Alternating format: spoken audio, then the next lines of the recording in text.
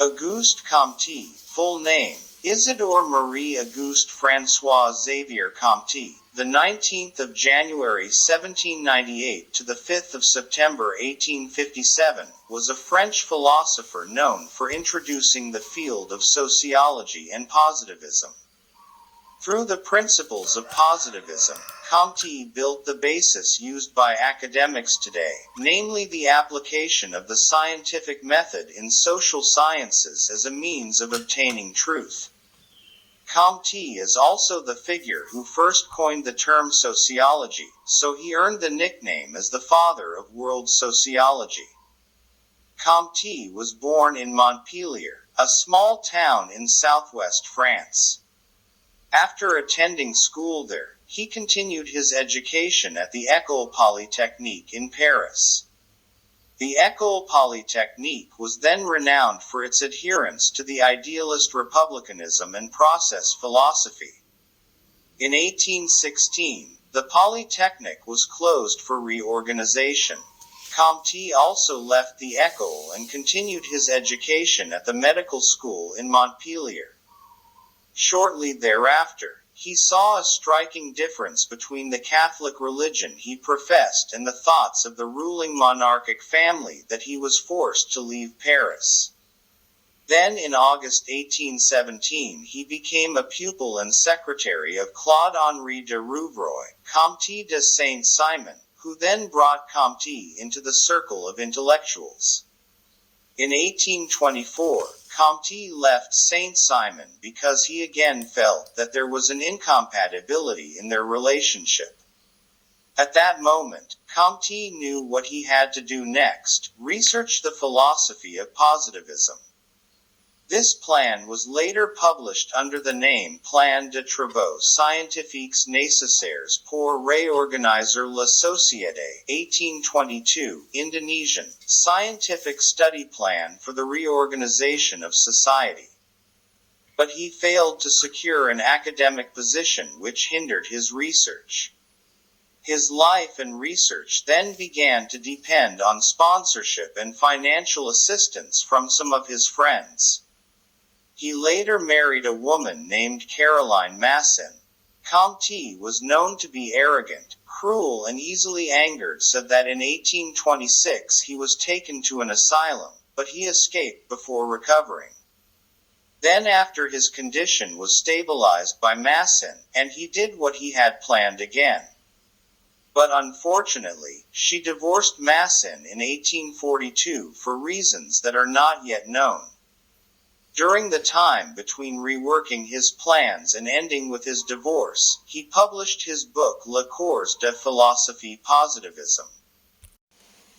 In 1844, the Comte had an affair with Clotilde de Vaux, a relationship which remained platonic.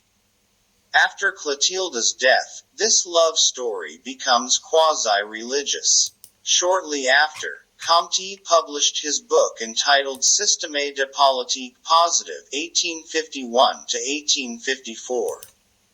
Comte died in Paris on the 5th of September 1857 and was buried at Cimetière du Père-Lachaise. One of the contributions of his thoughts to sociology is about the law of the cultural progress of society, which is divided into three eras, namely, the theological age is the age when people have magical beliefs, believe in spirits, amulets and religion. The world moves towards the afterlife, towards the worship of ancestors, to a world where the dead rule the living. The metaphysical era is the period of society where human thought is still shackled by abstract and universal philosophical concepts. The positivist era, namely the period in which all explanations of social and natural phenomena were carried out by referring to scientific descriptions, scientific laws. Here are some meaningful and inspiring quotes from Auguste Comte.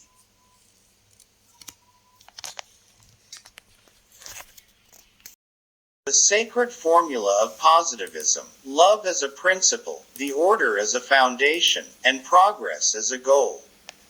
Know yourself to improve yourself. Positivism is a theory of knowledge according to which the only kind of sound knowledge available to humankind is that of science grounded in observation. Induction for deduction, with a view to construction. All good intellects have repeated, since Bacon's time, that there can be no real knowledge but that which is based on observed facts. This is incontestable, in our present advanced stage, but, if we look back to the primitive stage of human knowledge, we shall see that it must have been otherwise then.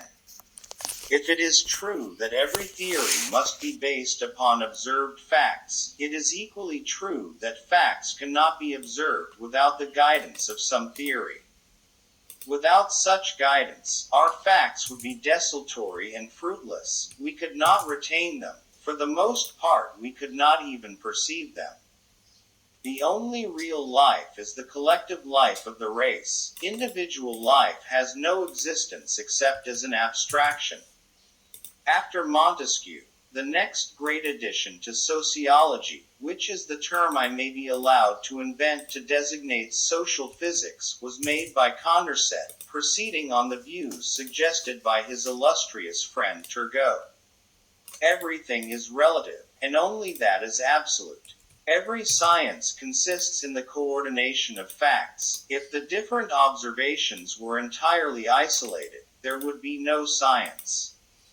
Mathematical analysis is the true rational basis of the whole system of our positive knowledge.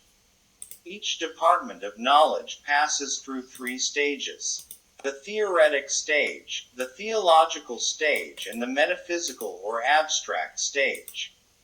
In mathematics we find the primitive source of rationality, and to mathematics must the biologists resort for means to carry out their researches.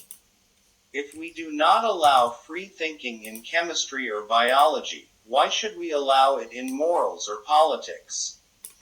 Therefore it is through the study of mathematics, and only through it, that one can get a fair and profound idea of what science is all about. Foreknowledge is power. The law is this, that each of our leading conceptions, each branch of our knowledge, passes successively through three different theoretical conditions: the theological, or fictitious, the metaphysical, or abstract, and the scientific, or positive. Nothing is destroyed until it is replaced. Woman is the most moral element in all humanity. Humanity is always made up of more dead than living. The universe displays no proof of an all-directing mind. The dead govern the living. All good intellects have repeated, since Bacon's time, that there can be no real knowledge but which is based on observed facts. To reorganize society without God or king, by the systematic culture of humanity. Monotheism occupies so large a space in the view of modern minds, that it is scarcely possible to form a just estimate of the preceding phases of the theological philosophy. To understand a science, it is necessary to know its history. Religion is an illusion of childhood, outgrown under proper education. Men are not allowed to think freely about chemistry and biology. Why should they be allowed to think freely about political philosophy?